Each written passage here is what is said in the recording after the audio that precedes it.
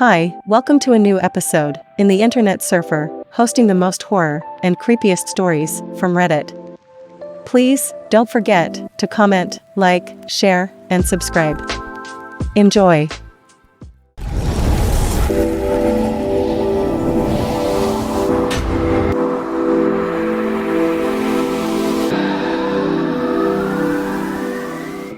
Reddit, what is your creepiest, most unnerving story?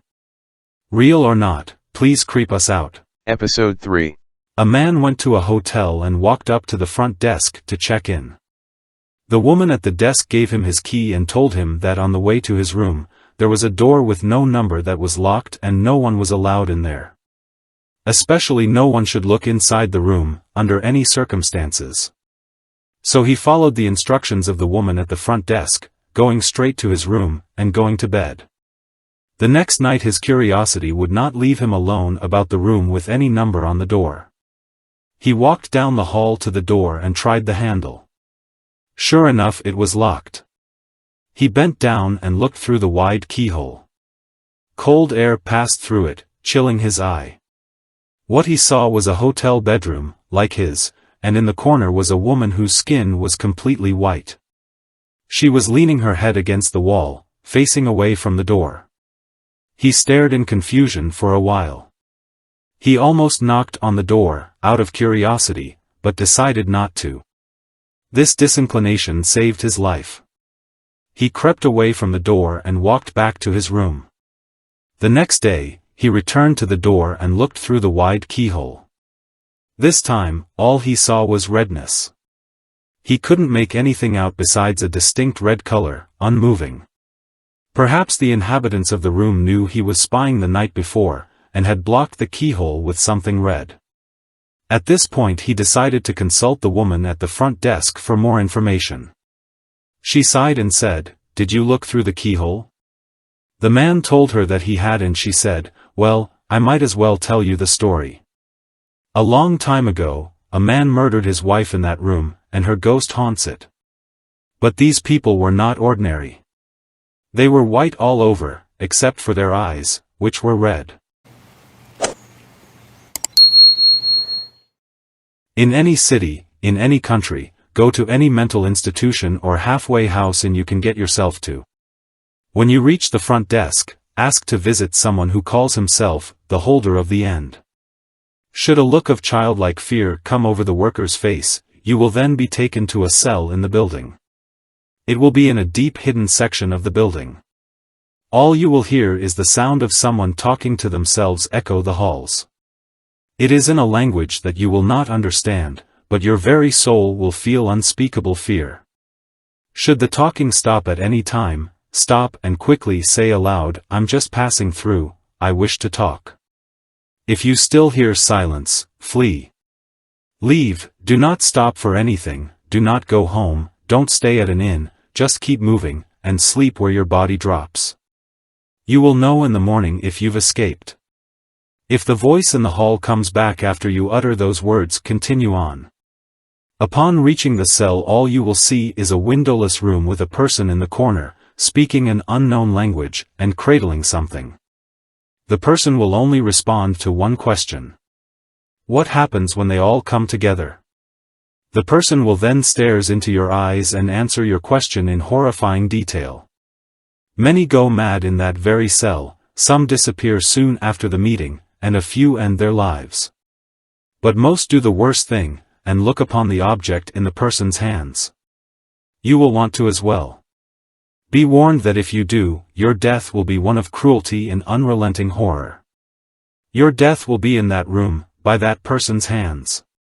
That object is one of 2,538. They must never come together. Never. My uncle is a nurse for the VA and stands about 6 feet 4 inches and built like a mountain. A few times in the past he was asked to stand in for a nurse in the VA psych ward due to his size. This is the ward where you on occasion have to physically restrain a patient until sedatives can be injected to save that patient or others from harm. After standing in a few times in the past, his buddy asks again but warns him that it is the full moon and it won't be like the last times. My uncle, not being one for superstitions, laughs and agrees anyway. He noticed a heightened stress in the air but didn't care until the first person had a break from reality. Now my uncle and 2 other nurses end up tackling a patient. My uncle is lucky enough to get the upper torso. Now this scrawny little patient now has 750+ pounds in live weight on top of him, and my uncle cannot see any part of the patient's body making contact with the floor. Yeah, that's right, he is floating, and to make matters worse his eyes begin to change color. Now my uncle is too afraid to get up for fear the patient will be able to move again, and a 4th nurse is injecting a high-strength sedative which normally has an immediate effect. Now, not really being able to trust his judgment of time at this point, it is safe to say the sedative took much longer than it should, but not really sure how much longer. My uncle, who has debunked every ghost story or mentions of paranormal my whole life, refuses to return there and will not speak of it to anyone. I didn't really believe the story when I heard it from my aunt until I asked my uncle about it. After seeing his face turn white, I sheepishly tried changing the subject, but it is safe to say, whatever happened that night has scared him more than anything else could. If you ever find Dargaya's nectar, you'll probably be one of the ones who have been looking for it all their lives, and thus won't need any instructions on what to do with it. Just the same, it's pretty simple, at least to start with. Make sure your affairs are in order, in case you have a bad reaction, and then bottoms up. The coming months are the least pleasant part. You'll find yourself unable to keep food down long before you're far enough along to stop needing it. Same with sleep. The color of your blood will be off, and your veins will consequently stand out more. Expect a few ingrown body parts, little things, just fingers and ears and teeth, usually pressing up against the skin. Make sure you're caught up on your booster shots, because you're never going in for a checkup again. Or wearing anything more revealing than a trench coat in public, most likely. Eventually, a little cut on your belly will start unhealing, becoming a pus-filled wound in a few days. Over the coming week, 3 things will emerge from this. The first object resembles a greasy black beechnut with maybe a tooth or 2 growing from it. When you're dead, someone will eventually find it and use it to make a new batch of Dargaya's nectar. Hide it well, make things fun for future generations. The second object basically looks like a softball-sized cluster of veins, many of them broken and leaking oily black stuff, all wrapped around something. Then it'll squirm and you'll notice the twisted little skinless fetus in the middle. It will only survive for about 20 seconds. Burn the remains. The third object will, well, let's just call it Object 448. It's easier that way. You can plant it anywhere you want. I advise some place where you don't mind spending all your time and no one else would go. Your backyard or under your cellar works if you don't have any roommates, as long as there's fertile soil. Dig at least 5 feet down. It won't want to be buried, but just keep piling dirt onto it. If you can still hear it when you're finished, you didn't go deep enough. Its veins, or roots, I guess, will eventually spread in all directions about 1.5 feet for every year of your life. Grass and weeds will grow stiff and bony, or black and oily, or take on the color and texture of a spider bite, or rice paper. Wood will be infected too. You'll hear the arteries in your walls pulsing on quiet nights. The ground will rot with dead insect and animal life. Don't mow your lawn, it bleeds like hell. This is your sanctuary. No matter what threats or injuries beset you outside, here you will be safe and healthy. Well, what passes as healthy for you now? And if you really hate someone, bring them here. Trick them into coming. They'll get infected, one way or another, a lungful of spore, a thorn prick, a bit of residue on their hand. They will vomit blood with tiny centipedes in it. They will excrete their own spinal fluids. Their eyes will milk over and hatch, small spines, brambles and various other creatures will grow from the sockets. They'll survive for months or years, doctors will be baffled. That's all for starters. You'll learn more as you go. Much more. But if I told you everything now, you might not do it. Whatever you do, just guard it with your life, with your very soul. If you think you're in danger of losing it, dig it up, kill it with a silver needle, and let someone else make a new one someday. You'll feel as if you've pierced your own heart, but it's better than letting it fall into the wrong hands. Because you're a holder now. And you'd better not let them come together. About 2 years ago I had a roommate who told me this story. She used to work at a hotel in her hometown, a smaller city somewhat more north. A lot of the girls she worked with were in high school as well, and a few of them were kind of slutty. One weekend one of her promiscuous co-workers, let's call her Lindsay, gave a blow job to some guy at a house party. A day or two afterward while at work, Lindsay noticed she had a rash developing around her mouth. She shrugged it off hoping it would go away, but after a couple of days the rash got much, much worse. She finally decided to go to the doctor. The doctor had no idea what it was by just looking at it, but took a couple of samples and told her he would call her back once the test results came in.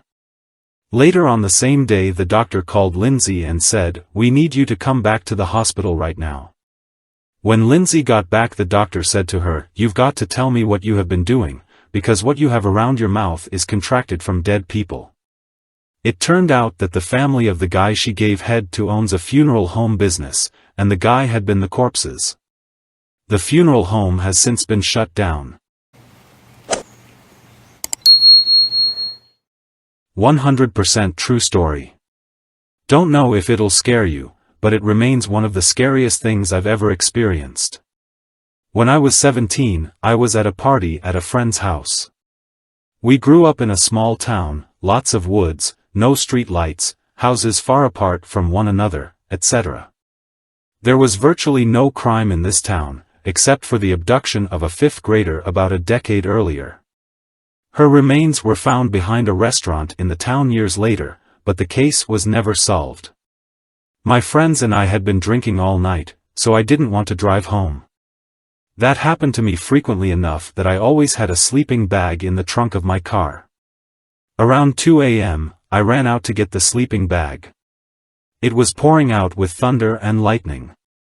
I could barely see my car, which was parked just beyond the driveway, on the side of the road. When I got to it, I popped the trunk, and dug around for my sleeping bag. There was a flash of lightning and the street lit up for a second. That's when I noticed a middle-aged man standing a few feet from me. He didn't move, he just stood completely still. I can't remember what I said. For all I know, I probably just gasped. However, I remember exactly what he said. "I just love thunder and lightning storms, don't you?"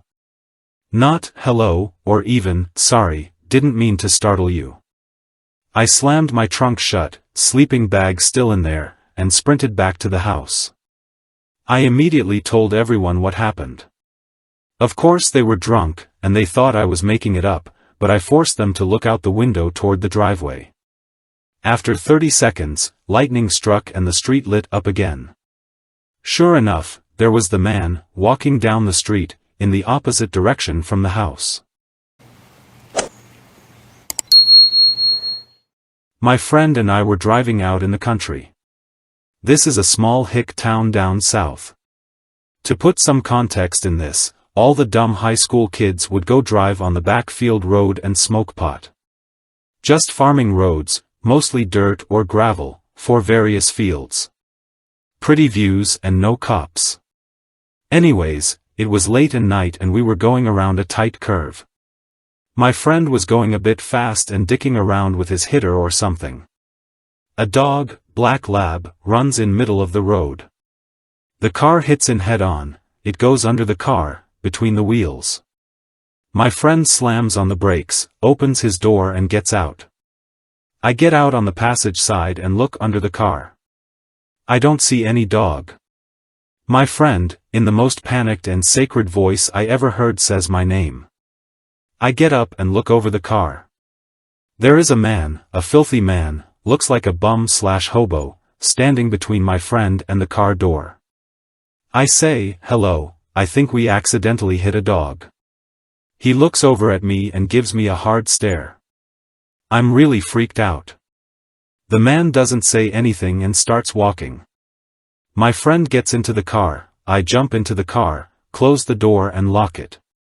My friend is super freaked out and starts driving. We're both like, what the man? My heart is racing. We find the quickest way back to the main road. My friend is really shaken up and pulls out on the highway. He's driving like a crazy person. My heart is pounding. It's about ready to rip from my chest. Red and blues. Headlights flash from our rear. Cop car pulls out from the dark behind us. We pull over. The cop says, "What are the matter, boys? You were driving a bit irradiate back there, you boys been drinking?" The cop is flashing his flashlight around the car and in our eyes and making us more nervous. My friend was, "No sir, we hit a dog back there and just a bit freaked out." The cop says, "You mean that dog," while shining the flashlight in the back seat. We both look in the back seat. A dead black lab is laid there. My chest can no longer hold my pounding heart. I grew up in a small country town in Australia. Country towns have secrets. When someone smashes their car into a tree, the police and paper don't always report the alcohol involved, even as the nurses talk about how the dead guy reeked of whiskey. Bad things happen and people sometimes overlook it as it continues. So, house with dad, mom and 3 kids. People suspect bad things, you can see the father in the supermarket and tell something is wrong.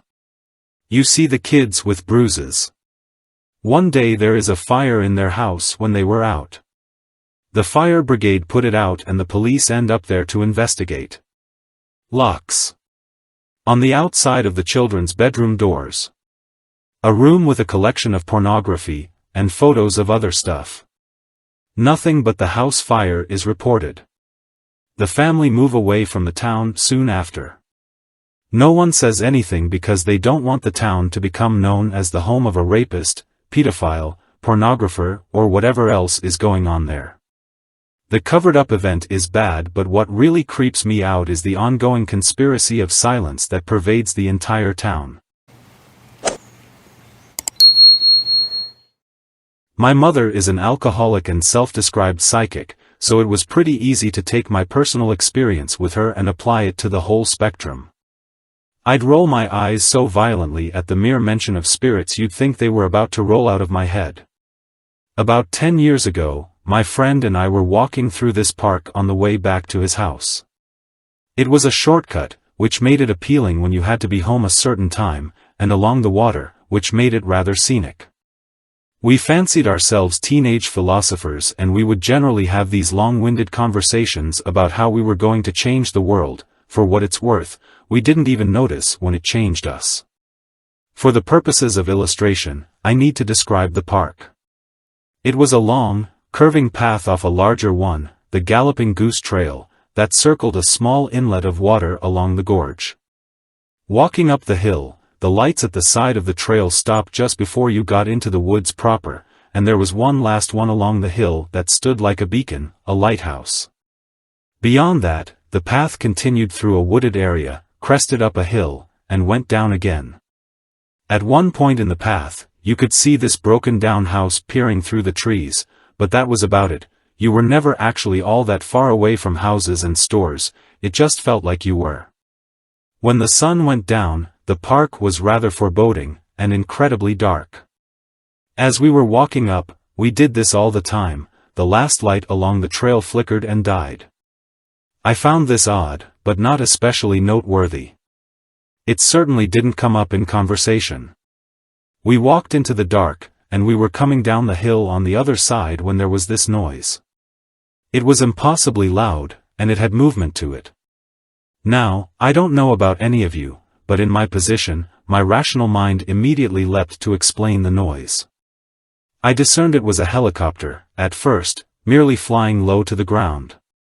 But as it got closer, and the sound could be heard with more clarity, my heart sank. And then it was all around us, a thunderous roar. I looked up, and the trees were still, silhouetted against the evening sky. I heard voices. Not 10, but hundreds, thousands. It was a single, distorted sound consisting of speaking, whispering, and screaming. I couldn't make out individual words, but I know what I heard. And it was awful. The sound faded, continued away from us. We looked at each other, we didn't say a word, and we turned on our heels and walked back. We weren't running, but there was an undeniable briskness to our pace. When we got back to the main road, I lost my temper. I couldn't explain it, and it terrified me too. It terrified me because I couldn't punch it in the face. I realize how foolish that must sound, but that feeling of utter helplessness was horrible. I asked him if he heard it and he just nodded his head.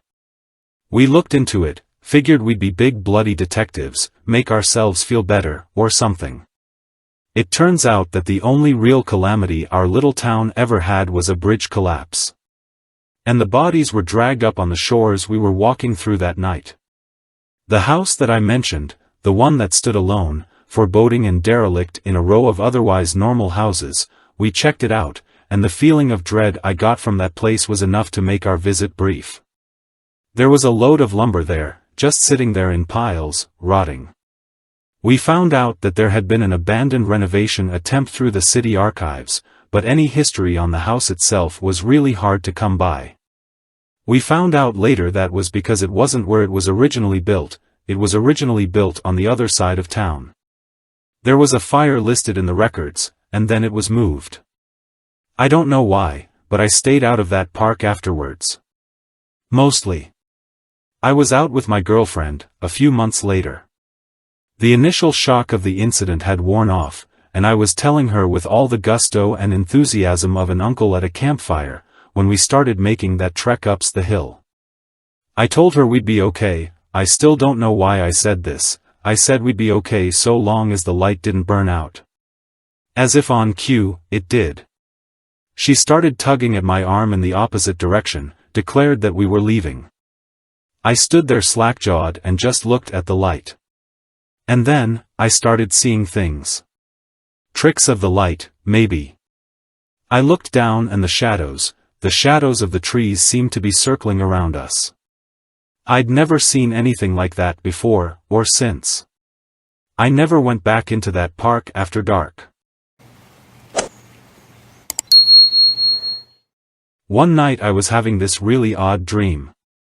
It was one of those ridiculously long dreams that seems like it lasts for years while you are asleep. This one lasted a whole lifetime. I watched a woman live her life. I watched as she was a child, as she grew up. I watched her go through school, college. I watched her social life evolve. I watched her romance and her marriage and her pregnancy. I watched her live her midlife, raise her children and then grow old. It was a pretty normal life. I didn't see any trauma. I didn't remember how she died, but the moment it was over I woke up. I had to go to the bathroom really bad. I stumbled out of bed, probably 4 in the morning in a most asleep daze, and went to the bathroom. As I sat and peed, I saw her face looking at me through the window. There she was, old, wrinkled, wide-eyed and gaping mouth with the most horrible, scornful face looking at me. It didn't faze me at the time. I got up and walked back to bed and fell right asleep. I didn't realize until the next morning the horrifying thing I had seen. About 4 years after this incident, we had moved into the house that was being built. One night before bed I was cleaning up a few things we'd left out while playing with friends in the yard, some bikes, my sister's electric Barbie Jeep, etc. I had gotten everything inside except for the basketball, so I went back for it. As I crossed the driveway, I threw the ball down as hard as I could to see how high I could bounce it, catch it, and repeat. As I approached the house, I bounced the ball one last time, and as my eyes followed it up, they stopped on something in front of me. Crouched on the gutter of my roof, about 10 feet in front of me, was the same, featureless form I'd seen several years prior. The basketball soared over my head and into the bushes.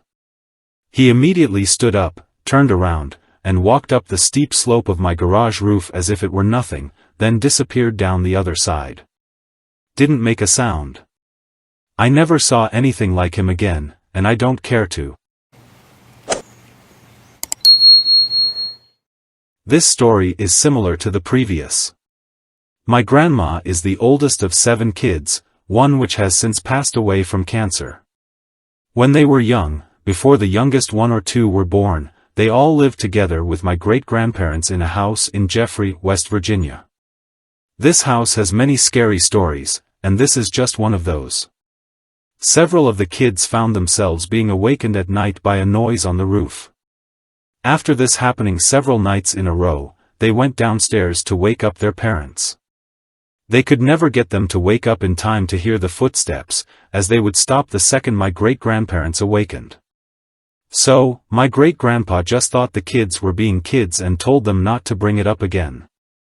One night after, the noise was incredibly loud and so the kids were very scared.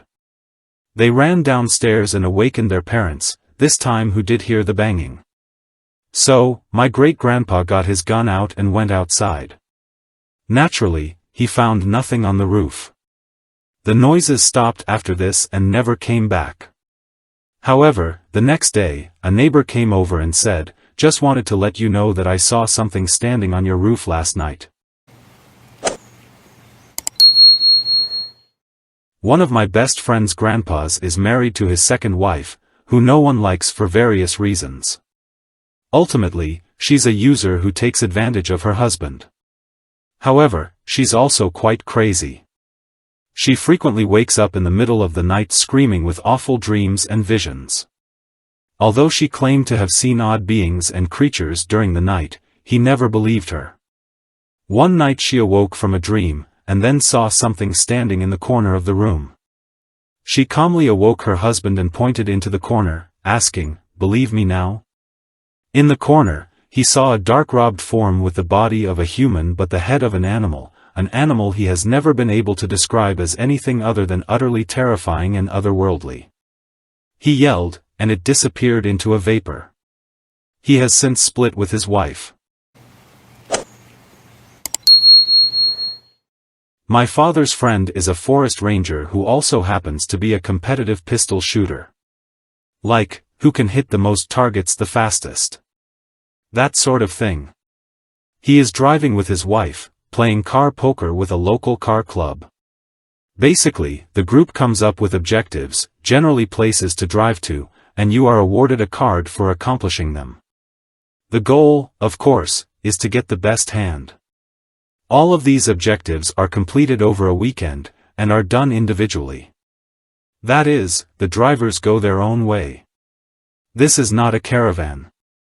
So, he and his wife are driving their convertible, I think it was a Triumph, along the back roads of western Washington, near Concrete, Washington. They come around a bend in the road and a large pickup dragging a good-sized log comes tearing out, perpendicular to the road, so that the log is now blocking their path. Putting the car in reverse and looking behind him, the husband sees another truck do the same thing, effectively boxing him and his wife in. Each pickup bed is occupied by 3 to 4 rednecks. One of whom has a shotgun. One of the rednecks, clearly the leader, jumps down from the bed and walks over to the car. It being a nice day, the windows are already down. The redneck leader leans into the car and leers at the man's wife. "That is a fine-looking woman you got there." The husband's pulse races. Being a competitive shooter, and a forest ranger, technically a peace officer, the husband carries a pistol under the seat of his car. While the leader of the redneck bandits walked up to the car, the husband slowly reached under his seat and pulled up his revolver, and concealed it under his legs. As soon as he heard the leader imply that these men were going to hurt his wife, he grabbed the leader by the collar and put the pistol to his forehead. "You will have your guys move that log in front of us or I will blow your head off." The leader was silent for a moment. The calculations running in his head, he said, "You can't get all of us."